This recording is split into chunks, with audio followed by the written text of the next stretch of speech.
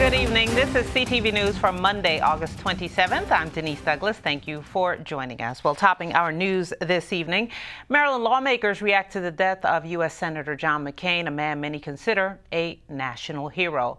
A naval aviator during the Vietnam War, McCain spent more than 5 years as a prisoner of war. He retired from the Navy in 1981, entering politics shortly after, and served in Congress until his passing from brain cancer on Saturday. Governor Larry Hogan says McCain will forever remain one of the most valiant heroes our country has ever known. He has long stood as a shining example of doing the right thing and putting principles over politics, even and especially when the going gets tough.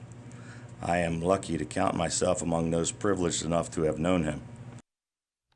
McCain will be laid to rest at the Naval Academy in Annapolis next Sunday during a private service. He will be buried in a plot next to his Naval Academy classmate and lifelong friend, Admiral Chuck Larson. On Friday, McCain will lie in state at the U.S. Capitol in Washington. A formal ceremony begins at 11 a.m.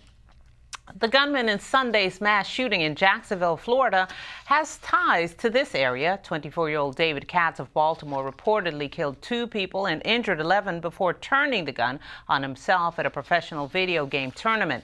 Authorities say Katz attended the competition but don't know the motive or if he knew any of the victims. ATF agents were spotted searching the suspect's house last night in Baltimore.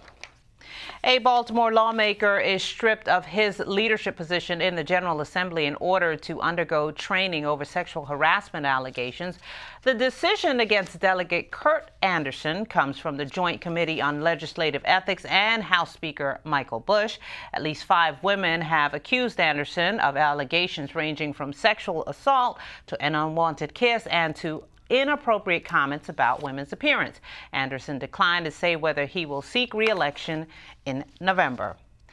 It's a case that still has many questions. However, an independent panel has released findings that the death of Baltimore police officer Sean Suiter was likely a suicide. Suiter was fatally shot last November while conducting a follow-up investigation into a triple homicide in West Baltimore. A reward was put out for his killer.